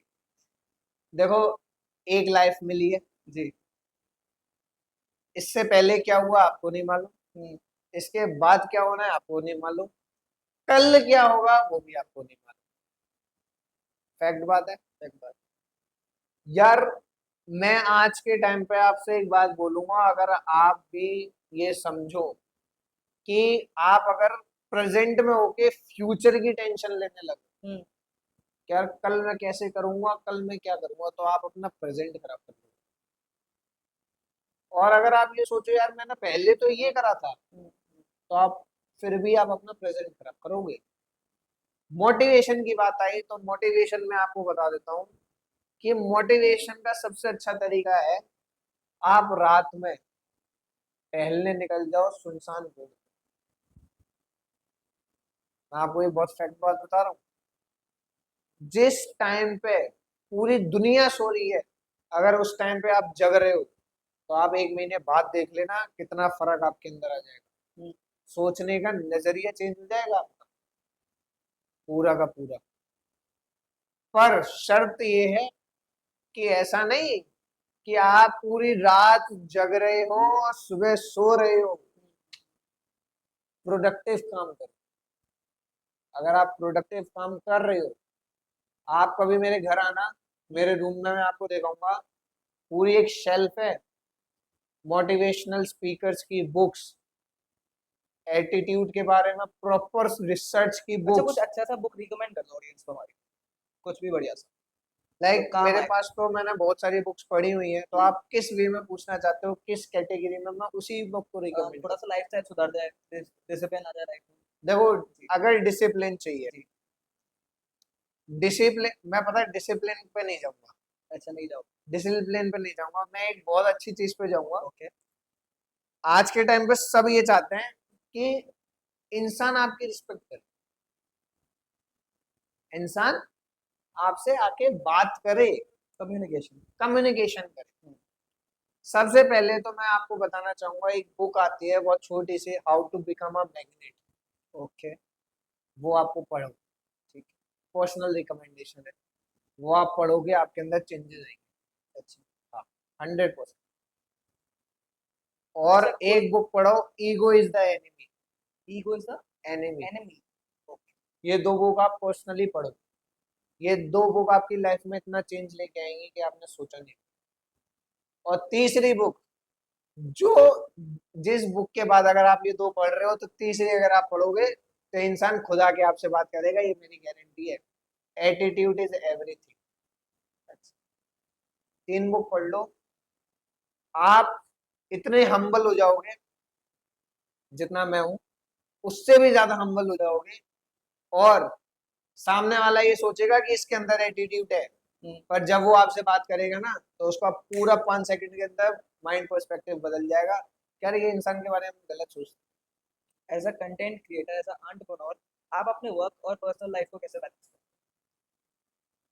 देखो, काफी टाइम तो खिचड़ी पक जाती है, करते सही हैं? बात बता रहा हूँ, स्लीप साइकिल की बात हो जाती है। बहुत गंदी। काफी टाइम तो खिचड़ी पक जाती है, हाँ। काफी टाइम तो जो आपके साथ पार्टनर भी होता है या हाँ। कुछ भी होता है, वट बहुत, मेरा तो नहीं है, जी। जी। बट जो इस लाइफ पे होता है, तो उसका पार्टनर आते से ज्यादा दिमाग खाता है। हम्म, और उसके बाद अगर पार्टनर नहीं है, हम्म, तो घर वाले आपका दिमाग खाते हैं। सही बात बता रहा हूँ, हाँ। बहुत प्रैक्टिकली बात बता रहा हूँ। मैं एक टाइम ऐसा था कि मैं सिर्फ घर में सोने के लिए जाता था, और सो के सुबह निकल जाता था। इतनी मेहनत करते इतना मैं ये करता था। मैं बताता हूँ कैसे। सुबह 5 बजे उठता था, 5 बजे एक्सरसाइज करी, 6-7 बजे तक एक्सरसाइज करी, 7 बजे अपने ऊपर आया, ब्रेकफास्ट तैयार खुद ही करता था मैं, ब्रेकफास्ट तैयार करा, ब्रेकफास्ट खाया, अपना कंटेंट पे सोचा, काम काम वाम करा, सब कुछ करा, घर से निकल गया। घर से मेरे निकलने के बाद, मेरा टेक्सटाइल का काम है, मैं उसके लिए मीटिंग्स में जाता था, हर एक जगह मीटिंग्स में जाता था। मीटिंग से मैं 2 घंटे का ब्रेक लेता था, दोपहर में 2 बजे की 1 से 3 बजे तक, ठीक है। लंच करने घर पे गया, ये लंच काफी बार तो ऑफिस पे ही आ जाता था। लंच करा, लंच करने के बाद फिर मीटिंग्स में पहुंचा, अच्छे कॉन्टेक्ट्स बनाए, कॉन्टेक्ट्स बनाने के बाद फिर मैं रात को पहुंचा 6 बजे, 6 बजे ऑफिस पे सामान रखा, 7 बजे घर पे आया, फिर अपना एक्सरसाइज एक्सरसाइज करी, और फिर नीचे थोड़ा सा हम लोग सोसाइटी में वॉक वगैरह करते थे, थोड़े आ जाते थे दोस्त वगैरह बात करने के लिए, बात कर रहे, उसमें 10-11 बज जाते थे, 11 बजे मैं घर पर पहुंचता था, अपना थोड़ा सा लाइट डिनर करा, सो गया, फिर सुबह 4-5 बजे तक। हैं। एक कंटेंट क्रिएटर के सक्सेसफुल होने में सिर्फ मेहनत ही इंपॉर्टेंट है या थोड़ा सा लक भी चलता है? देखो, 90% मेहनत, जी। 10% लक। ओके। मैं आपको सच बात बताऊं, काफी केस में 90% लक, 10% मेहनत। दोनों केस में आपको बता देता हूँ। 90% मेहनत और 10% लक की मैं अगर बात कर रहा हूँ, तो मैं आपको बात कर रहा हूँ जी। अपनी खुद की। ओके। 1 साल तक मैंने वीडियो बनाई, पर मेरे को कोई आंसर नहीं आया। हम्म, जिस दिन मैंने ये सोच लिया कि आज के बाद मैं वीडियो डालूंगा नहीं, हम्म, अगर ये वीडियो नहीं चली, सो भगवान कसम खा रहा हूँ, मैंने सोच लिया था कि लास्ट वीडियो होगी मेरे पूरे ह्यूमैनिटीज वाले भैया चैनल की। यार, घर से ताने पड़ रहे हैं, समझो आप, घर प्रेशर वाले होता कह रहे हैं क्या कमा पाया तू 1.5 साल में, 1 साल में? क्या करा तूने? उल्टा केस और ले लिए, डिफॉर्मेशन का केस ले लिया, मिसलीडिंग का केस ले लिया, ये ले लिया, वो ले लिया। क्या करना चाहते हो? अच्छाई का ठेका तूने ले रखा है क्या? घर वाले बहुत बोलते हैं भाई। तो मैंने सोच लिया था अब इस जगह पे 10% लग। वो वीडियो रातों रात वायरल हो गई उसी दिन। अब मैं बात करता हूँ 90% लग, 10% मेहनत। वो मैं बात करता हूँ आपको, एक इन्फ्लुएंसर है, नाम नहीं ले सकता वरना चीजें ऑलरेडी खराब हो ही जाएंगी। उस इंसान के 10,000 फॉलोअर्स थे जब मेरे 2,000 थे। अच्छा। वो इंसान मेरे से बात नहीं कर सकता क्योंकि भाई वो ज्यादा फॉलोअर्स वाला है यार। वो कम फॉलोअर्स वाले से क्यों बात करे? मुंह भी नहीं लगाते भाई, वो छूते भी नहीं है भाई। क्यों बात करे? जी जी। मेरी वीडियो चली, हाँ। सारा काम हुआ, 50,000 हुए, 60,000 हुए, 70,000, 80,000, 90,000, मेहनत से। उस बंदे का लक चला। 90% लक इसलिए मैं कह रहा हूँ क्योंकि उसकी वीडियो पे मैं आज भी जाके थूकू नहीं, वो ऐसी वीडियो बनाता है। हर दूसरी वीडियो तो किसी ना किसी की दलाली करते हुए दिख जाएगा आपको, तारीफ करते हुए हर दूसरी वीडियो। बिना बात का मतलब हाइप करते हुए। तो मैंने देखा, अब मैं इसको लक बोलूं या फेक फॉलोअर्स बोलूं, दोगला बोल सकते, दोगला। दोगला बोल सकते। बंदे के 10,000 थे, मेरे 50,000 हुए, तो बंदे ने 50,000 एक हफ्ते में कर लिए। कैसे कर लिए? वीडियो कोई वायरल गई नहीं, मिलियन में कोई वीडियो है नहीं तेरी, कैसे हो? इसका जवाब अपने आप नहीं है, अगर कोई ढंग से सोचना चाहे या देखना चाहे। ठीक है। दूसरी चीज, जी। जो वीडियो उसकी वायरल हुई वो वीडियो गायब हो गई। मतलब वीडियो उसने डाली, वीडियो पे 10 मिलियन पहुंचे और वीडियो गायब। तो इसको तो मैं लकी मानूंगा ना, लकी मानूंगा। और उस वीडियो में मुझे दिख रहा है कुछ नहीं है, बस कैमरा उठाया, ऐसे कर दिया, वीडियो बन गई और 10 मिलियन। तो इसको मैं क्या बोलूं? साला यहाँ पे एक एक दिन हो जाता है स्क्रिप्ट बनाने में, एक एक चीज देखनी पड़ती है, सारी चीजें करनी पड़ती है, टाइम देखना टाइम देना पड़ता है, सोचना पड़ता है क्या वर्ड बोले क्या नहीं बोले। और उस बंदे ने जेब से वीडियो निकाली, ऐसे फिर घुमाया, प्रोडक्शन होता है, साउंड देखा जाता है, बहुत चीजें एडिटिंग होती है। तो इसको मैं लग Got it. अच्छा, उन इन्फ्लुएंसर्स के बारे में क्या कहना चाहेंगे, जैसे कि वो छपरी इन्फ्लुएंसर्स जो बस सड़कों पे लेट जाते हैं, नंगे ऊपर डांस कर देते हैं वगैरह वगैरह, आप समझ गए मैं किन की बात कर रहा हूँ। बिल्कुल। तो उन पर क्या कहना चाहेंगे? देखो, वो उनका काम, हम्म। मैं किसी के भी वीडियो को ऐसे जज नहीं कर सकता। क्या ये तरीका सही है कि वायरल होने के लिए किसी भी हद तक गिर जाओ? नहीं, वायरल एक, थोड़ा सा मैं आपको एक चीज बता देता हूँ, लोग देख रहे हैं वो। इंसान वायरल बहुत तरीके से हो जाता है, अलग हम्म, हम्म।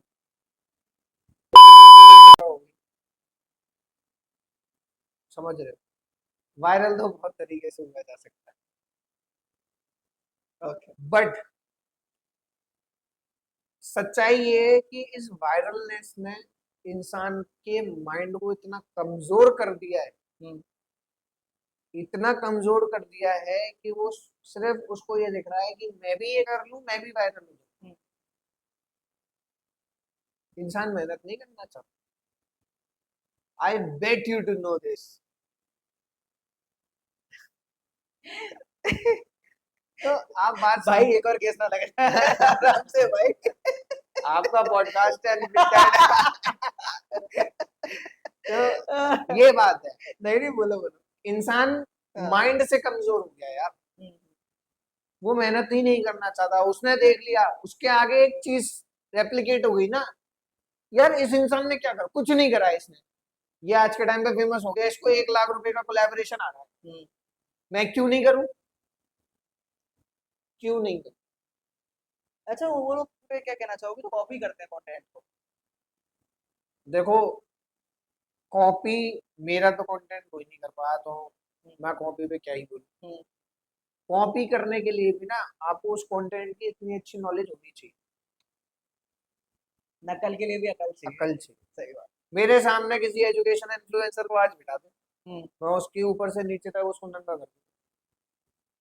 मैं ये नहीं बोल रहा कि मेरे को इतनी अच्छी नॉलेज है, बट जो मेहनत मैंने करी है 3 साल, वो नॉलेज है, वो नॉलेज है। आपने तो एक पॉडकास्ट देखा भी नहीं होगा में हमारा हुआ था। अच्छा। हाँ, मैं आपको फोटोज भेजूंगा। हम्म, 11 इन्फ्लुएंसर थे, ठीक है। मेरी कंट्रोवर्सी के बाद कराया गया था वो पॉडकास्ट। अच्छा। उसमें एक इंसान था, हम्म, उसको मैं मोटा से रेप्लिकेट करूंगा। आज के टाइम पे उसके 2-2.5 लाख फॉलोअर्स है, ठीक है। और 2-2.5 लाख फॉलोअर्स है। उसने मेरे को ये बोला था कि कोई इंसान प्रमोशन कराएगा तो उसकी बुराई थोड़ी कर सकते हैं। हम्म, तो उसको मैंने जवाब क्या दिया था, ये टट्टी है, मैं 6,000 रुपये दे रहा हूँ, केक बना के बेचते, चल। तू मेरे जिस इंस्टीट्यूट को मैंने बोला है उसको इतना बड़ा चढ़ा के बोलेगा, तो ये पड़ी है पॉटी, पैसे दे रहा हूँ, चल। अब मैं उसका नाम नहीं ले सकता, मेरी कंट्रोवर्सी है, मैं ऑलरेडी ब्लॉक दूँ उसके अकाउंट हाँ, से। हाँ।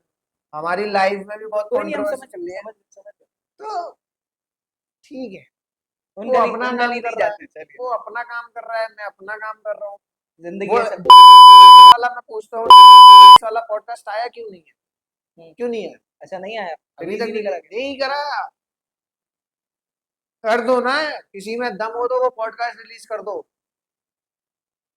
लोगों को दूध का दूध पानी का पानी हो जाए, कर दो पॉडकास्ट रिलीज। आगरा का राउंड टेबल। हाँ भाई, 11 इन्फ्लुएंसर मायने रखते हैं, 11 के 11 इन्फ्लुएंसर जो आगरा के टॉप इन्फ्लुएंसर है वो सब बैठे हुए थे, कर दो। तुम्हें तो इतनी बड़ी हाइप मिलेगी भाई, तुम्हारा पॉडकास्ट इतना अच्छा जाएगा, वायरल हो जाओ। वायरल हो जाएगा। ओके। आपकी एमटीवी रोडीज की जर्नी के बारे में थोड़ा सा बात करना चाहूंगा। आप वहां पर गए थे ऑडिशन कहाँ देने? से डाला ये बात? अरे भाई, रिसर्च कर ली है, और हमारी टीम ने और हमने। एमटीवी रोडीज हम्म, अच्छा था, हाँ। मेरा सिलेक्शन हुआ, जीडी तक गया, पीआई तक गया। एक थोड़ा सा उसमें मैं आपको बता देता हूँ, कॉन्ट्रैक्ट होता है। अच्छा। अच्छा। पीआई में जाने से पहले कॉन्ट्रैक्ट आपको साइन करना किस तरह का? है। अब वो नहीं बता वैसे वो सकता, बता नहीं सकते। ओके। मैं आपको बताता हूँ कि दिल्ली में हम्म, पहला ऑडिशन था, हम्म, जिसका मैंने पहला जीडी हम्म, क्लियर करा। फिर जीडी 2 में मैं बाहर आ गया, अच्छा। जीडी 2 में मैं निकल आया। फिर मेरे को पुणे से फोन आया, पुणे में ऑडिशन होने थे, लास्ट ऑडिशन था वो। मेरे को लेजिट पुणे से फोन आया है एमटीवी टीम की तरफ से, जिसमें मेरे को बोला गया है कि आप आओ और आपको हम एक मौका देना चाहते हैं। अगर क्लिप्स मैंने वैसे तो डाली हुई है, शायद मेरे को याद नहीं है, बट आप देखना उन क्लिप्स में जो व्लॉग है, जनता अलग है और मैं सेट के अंदर हूं जब तक जनता नहीं आई। अच्छा। श्रेया कालरा जी मैम के साथ मैं खड़ा हुआ हूँ, और हामिद बाक्सी उसके साथ मैं घूम रहा हूँ। तो मैं तो अंदर मेरे, अच्छा एक बात बताओ, अगर मैं नॉर्मल जाता, मेरे को कॉल नहीं आता, तो मेरे को क्या लाइन में नहीं लगना पड़ता? लगना पड़ता।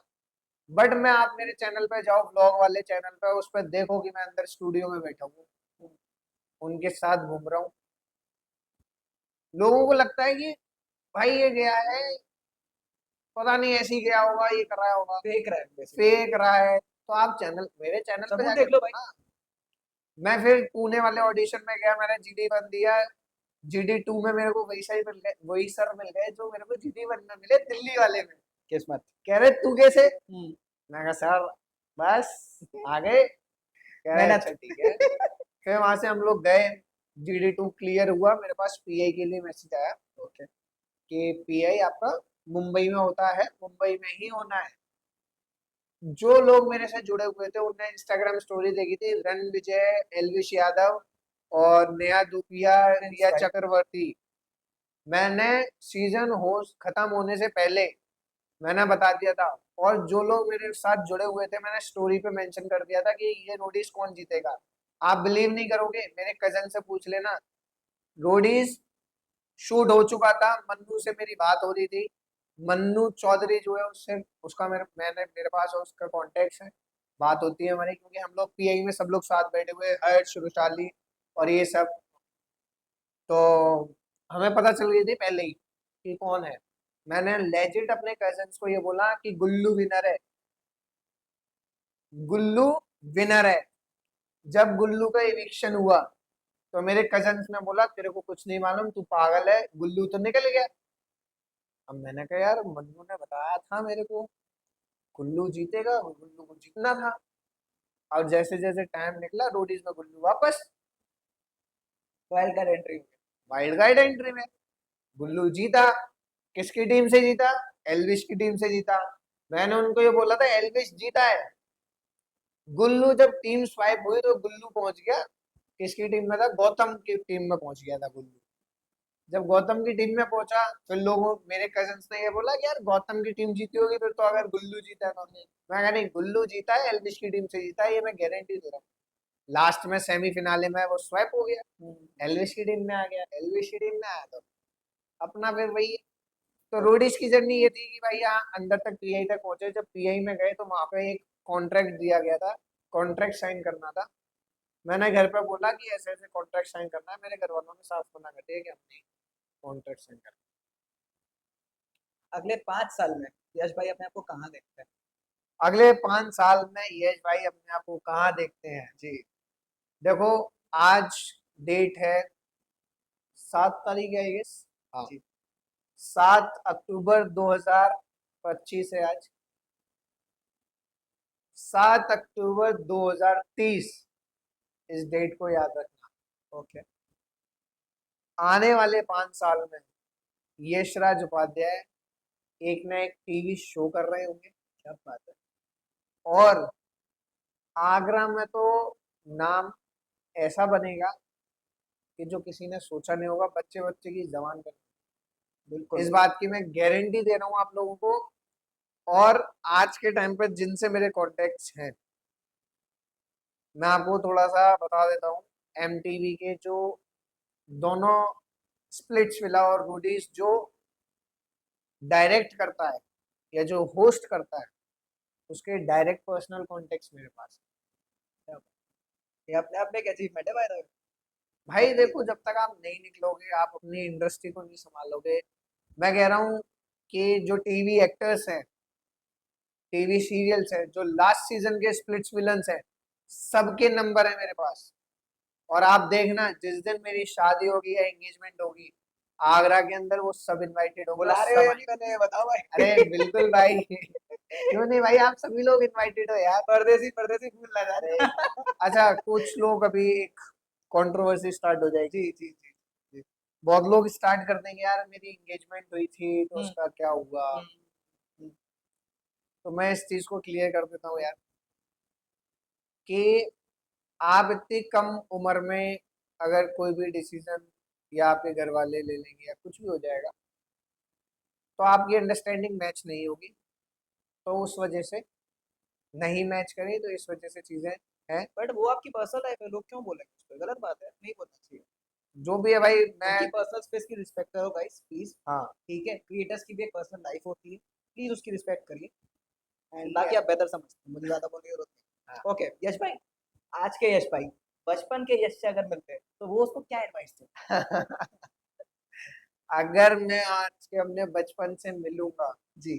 तो मैं अपने बचपन के यश को ये बोलूंगा, जो तूने करा वो एकदम सही करा। ओके। अगर उसने वो नहीं करा होता तो आज के टाइम पर मैं इस जगह पे नहीं बैठा होता।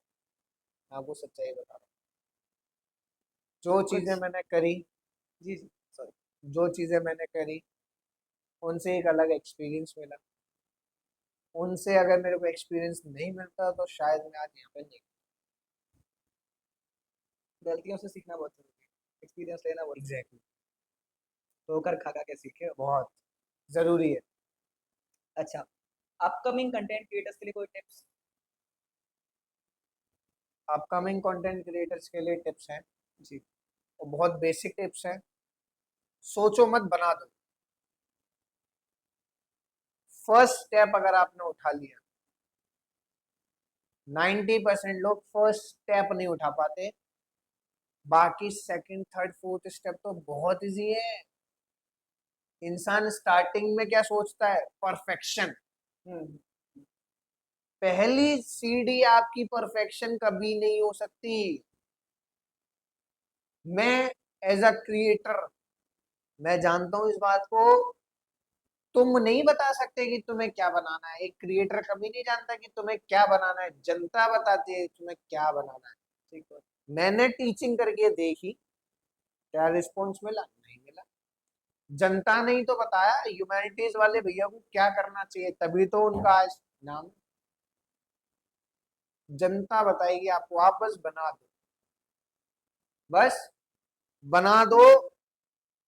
स्टार्टिंग में जब आप बनाओगे तो हो सकता है कि आपको 100 लोग देखें, 1 लोग देखें, 2 लोग देखें, पर जब ये कनेक्शन बिकते हैं ना, आज एक ने देखा, उसको पसंद आया, वो एक को बताएगा, तो वो 2 हो गए, फिर वो 2 को पसंद आया तो वो 3 को बताएगा। ऐसे करके धीरे धीरे स्लो प्रोसेस, पर अच्छा प्रोसेस। सीढ़ी चढ़ते हुए जाना है धीरे से। ओके यश भाई, बहुत अच्छा लगा आपके साथ जुड़ते। और जाते जाते हमारे अनफिल्टर्ड के बारे में 2 शब्द कह दीजिए। देखिए, जैसे आपने नाम डाल रखा है अनफिल्टर्ड जी। सक्सेस स्टोरीज, जी। देखिए मेरे को बहुत अच्छा लगा कि मेरे को इस जगह पे आने का मौका मिला। आप प्लेजर। पॉडकास्ट में आपने बुलाया, बहुत बहुत शुक्रिया आपका। आपका शुक्रिया आने।